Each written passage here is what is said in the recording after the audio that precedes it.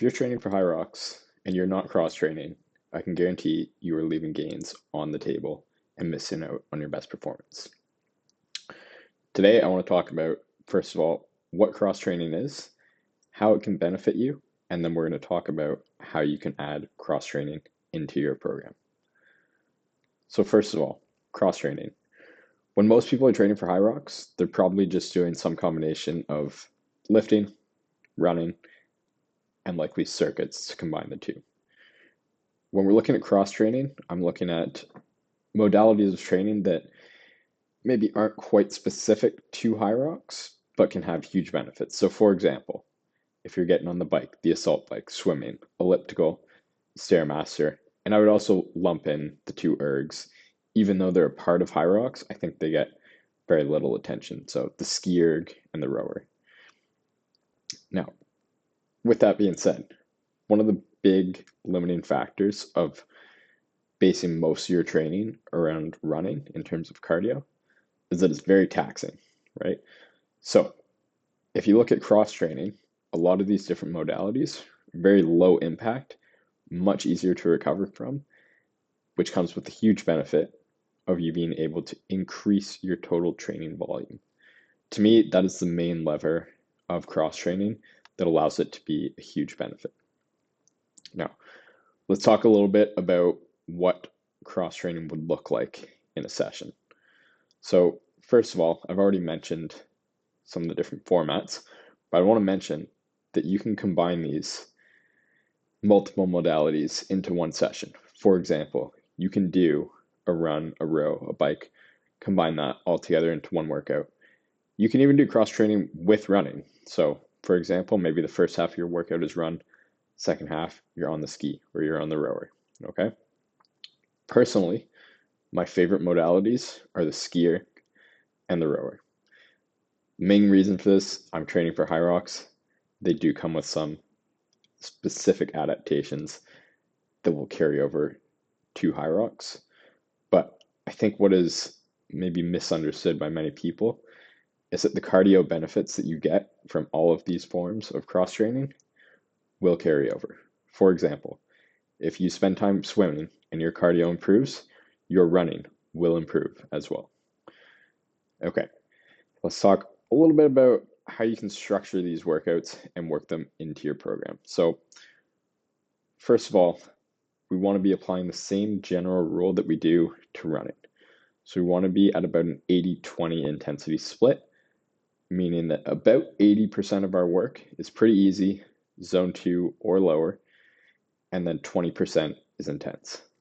That high-end threshold, tempo, maybe VO2 max, that sort of thing. With cross training, I would sometimes even be tempted to go with a lower or a higher ratio there. So it could even be 95-10. It could even be 100% easy zone 2 work. The reason for this, the main benefit is that you're getting a ton of extra volume here. So if you want all that extra volume to just be zone 2, that's fine. It's easy to recover from. There's going to be more challenge added if you're trying to recover from very intense sessions. So if you want to keep all your intense work to running and doing circuits and lifting, that totally works, and you can do easy work on the ergs. Okay, so first way we might want to be implementing this, very easy way to do it, just zone 2 sessions. So think 30 to 60 or even longer. And again, it could be just that amount of time on the rower or on the ski, the stairmaster, whatever. You choose your modality, or you could split up in a different way. You could do 20-minute ski, 20-minute row, and then 20 minutes on the bike, and just do all those back to back. You're still getting 60 minutes of quality zone 2 time if you do that. Now again, similar to running, we're going to have quality sessions. Again, this is what makes up the remaining 20% of our time after the easy zone 2 work. So same sort of thing, lots of different ways to do this here as running. And we can follow generally similar structures. So you could do tempo, or some might call it threshold workouts. That might look like a 5-10 minute warm up. You're going nice and easy, and then you're just holding a constant pace near the upper end of your threshold. So think zone 4 sort of heart rate. Pretty uncomfortable, but sustainable. And again, you're probably looking to hold this for at least half an hour. For this, probably under an hour. Generally, you're not looking for these tempo sessions to be over an hour. You can do intervals too. Great way here to mix in different modalities together. So think maybe, 1K ski, and then you've got 60 seconds or 2 minutes easy on the ski, and then you jump onto the rower and you do 1K. Or, you could do 2K intervals, right? Generally, though, work bouts of 5 to 15 minutes ish is a pretty good spot to be. And then recovery, shorter periods. You can, again, experiment with this, find what works for you. Personally, I find 1 to 3 minutes on the recovery, pretty good spot to be. One final way that I want to look at this is VO2 max training. So maybe not the most relevant for Hyrox, but if you've got extra time, you've got the capacity to recover from it, VO2 max intervals can be a great way to go. So again, we've mentioned this before, but something like a Norwegian 4x4, you could do 4 minutes on, 4 minutes off, and then 4 rounds of that. And you can manipulate these variables. You can make the recovery a little longer or shorter. You can make the work periods a little longer. You could also increase the number of rounds. Great way to progressively overload it. But again, I would definitely prioritize the tempo, threshold, and interval work here that is going to have a much more specific carryover to your Hyrox race day performance. Now, in terms of where to put this in your weekly or however you choose to split, there's a couple different ways to do it. Personally, I like to put my easy zone 2 cross training on my zone 2 days, and then I put the tempo or interval work on my hard days. So, for example, today was a zone 2 run, and then in the evening, I'll be doing a zone 2 row at the gym. Tomorrow will be a tempo run in the morning, and then it'll be a tempo workout that is a combination of ski followed by row for about 40 minutes at the gym. So that'll be my intense day. And the other thing you can do, I'll usually have 1 or 2 days a week where I'm not running, but I'm still getting a pretty good lift in, usually leg day. And at the end of that leg day, I'll toss in a zone 2 session either on the ski or on the row. Again, it doesn't have to be the ski or the row. Those are the ones that work for me. Lots of different modalities to use here. But overall, what I would recommend is experiment, see what works for you. So if you find that doing a tempo run in the morning and then an interval or a tempo workout on the ergs later on in the day is just too much to recover from, try moving the erg workout to a different day. See how that works, see if you can recover. If you're only doing one workout a day, if that's a limiting factor, then you're going to want to be strategic here about how you spread them out throughout the week.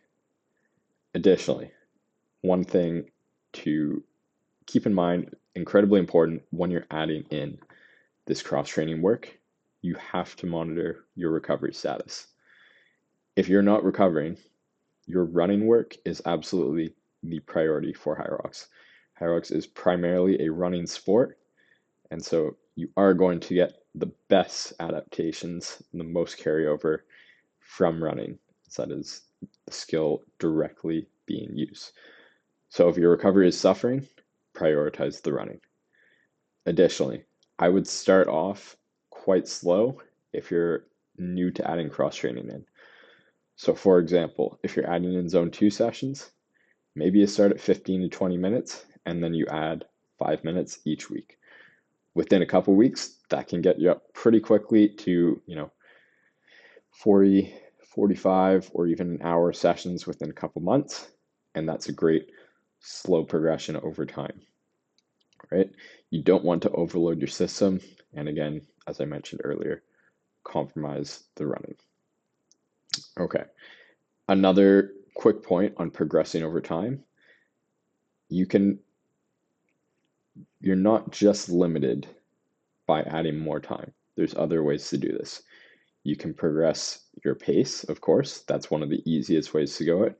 On just about any modality, you can go faster. You can also, if you're doing interval work or tempo threshold runs, you can make that portion of the workout longer. Obviously, you can make the intervals longer. You can also make the recovery periods shorter, and you can add more intervals. Or you can do some combination of the above. The important thing is that you are progressing over time.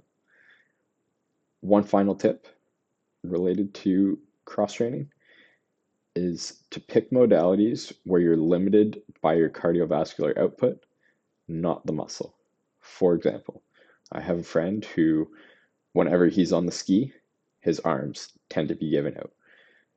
If that's the limiting factor, you're probably not getting the cardio benefit that we're looking for. And as a result, you want to be picking something else where you feel that you are being taxed from a cardio perspective. With all that being said, if you're not sure about exactly how to implement cross training into your program and you're training for Hyrox or just life and you want to know how exactly you can implement cross training, that is one of the exact reasons why I built my app, Hybrid Strength Fitness.